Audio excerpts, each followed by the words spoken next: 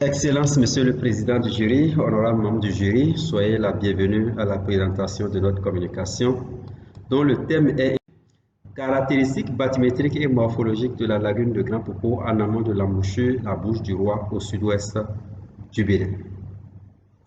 La présentation se présente comme suit. Après le contexte et la justification de l'étude, nous allons présenter la zone d'étude. Dans un second temps, décrire le matériel et la méthodologie adoptés et enfin, présenter les différents résultats auxquels nous sommes parvenus. Les lagunes sont des plans d'eau allongés compris entre la terre ferme et un cordon littoral généralement percé de passes, et elles apparaissent comme des systèmes littoraux hautement évolutifs sous la dépendance de multiples facteurs naturels et anthropiques. Située dans le complexe fluvieux lagunaire sud-ouest béninois, la lagune de Grand Popo représente un domaine d'échange hydrologique assez complexe, mettant en jeu le fleuve Mono, le lac Aémé et l'océan Atlantique.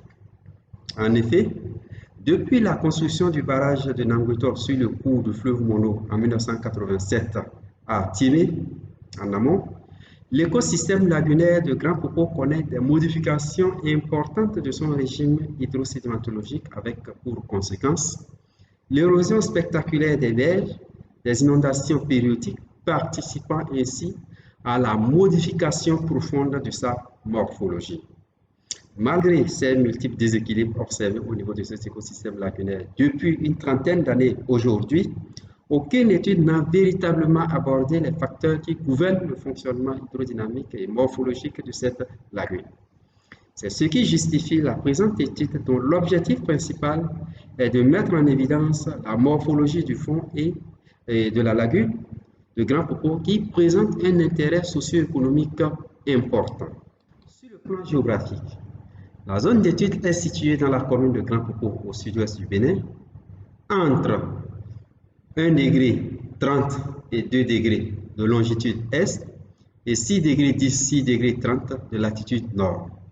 Cette commune est limitée au nord par les communes d'Atiémé, de Koumé, de Rouyogbe qui sont représentées au niveau de la figure, au sud par l'océan Atlantique, au sud-est par les communes de Ouida, de Pomancé et à l'ouest par la République du Togo. Donc tous ces pays, ces communes limitrophes sont représentées au niveau de cette figure. Le matériel et la méthodologie utilisés dans le cadre de cette étude comprend: nous avons l'échosondeur bifréquent pour les mesures bathymétriques qui sont à droite, et puis une bague motorisée pour le déplacement sur l'eau qui est à gauche.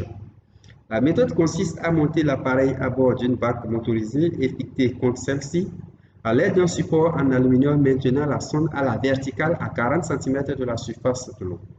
Les mesures ont été effectuées suivant des transepts positionnés à l'aide d'un traceur GPS et équidistants de 300 mètres. Le principe de fonctionnement est le suivant. La sonde émet un signal acoustique vers le fond à partir de la vitesse de propagation du son dans l'eau et de la durée entre l'émission du signal et la réception de l'écho du fond. La sonde calcule la distance entre sa position et le fond. Ainsi, à chaque émission du signal acoustique, la sonde fournit une valeur des hauteurs d'eau sous la bague motorisée à partir de l'analyse de l'écho retourné. Les données brutes ainsi obtenues ont permis à la réalisation des cartes bathymétriques et des modèles numériques du terrain. De connaître la morphologie de la lagune, des profils sont tracés d'une berge à une autre de façon orientée nord-sud afin de mettre en évidence les différents types de chenaux que comporte cette lagune. Ainsi, comme le montre la figure numéro 2, nous avons des profils en pointillés qui sont des transepts de mesure bathymétrique. Nous avons également des transepts en vert qui représentent des transepts d'exécution des profils bathymétriques. Et puis, nous avons du côté droit, hachuré en bleu, qui est représenté par la position de l'embouchure à Bouche du Roi en 2020. Donc, voilà. Il ressort du traitement de ces différentes données que l'analyse morphologique des fonds montre qu'elles sont comprises entre moins 0,40 et moins 6,5. Ces fonds sont répartis en 5 grandes catégories en fonction de la profondeur. Ainsi, nous avons en bleu pur des fonds compris entre moins 1,75 et moins 0,4 mètres. Ils représentent la grande partie de l'étendue de la lagune, laissant apparaître une configuration plus ou moins plate. Ces fonds sont identifiés vers les bordures de la lagune et autour des îlots.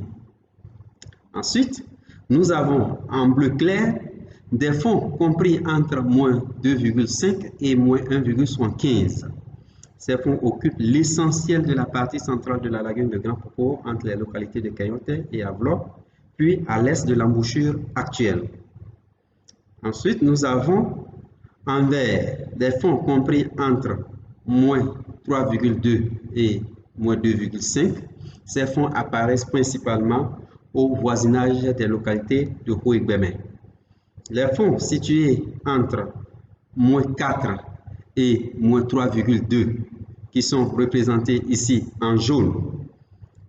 Ces fonds sont identifiés du côté ouest de la lagune et traduisent l'action érosive des courants du fleuve Mono dès son entrée dans la lagune. Et puis en dernière position de faible extension qui sont représentés au niveau de cette figure en rouge, qui sont des fonds compris entre moins 6,4 et moins 4 mètres.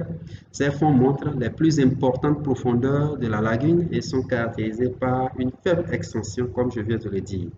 Ils se présentent sous forme de cuvettes localisées au voisinage de l'embouchure, la bouche du Roi.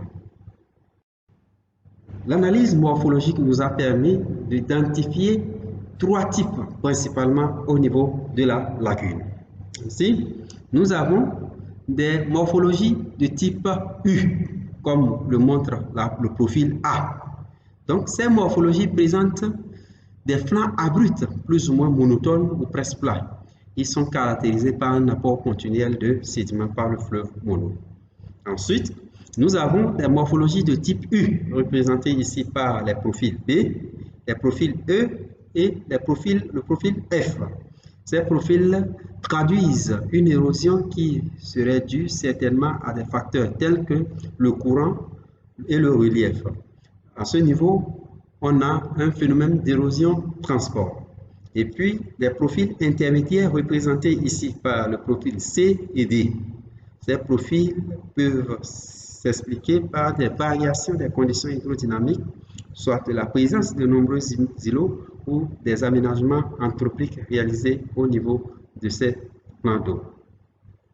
L'analyse du modèle numérique du terrain du fond lagunaire montre d'importantes variations morphologiques avec à l'intérieur du chenal des hauts fonds et des dépressions qui sont localisées ici, qui sont bien marquées au niveau de la coteau, au niveau de l'entrée de la Sazoué, et puis la présence d'un sillon qui longe l'île du village d'Imbohui. Ce sillon traduirait l'influence du creusement du fond par le courant marin au cours de la migration de l'embouchure entre 2016 et 2020.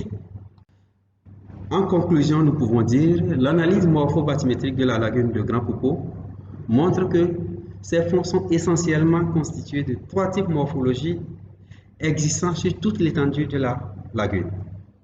Nous avons les fonds de type V, à fond aigu traduisant une érosion, les fonds de type VU, à fond presque plat, caractérisant un apport continuel de sédiments, et en dernière position, des fonds de type intermédiaire qui traduisent une variation des conditions hydrodynamiques. Ces différents profils fournissent ainsi des informations sur les phénomènes hydrodynamiques dominants affectant les différents secteurs de la lagune de Grand Popo.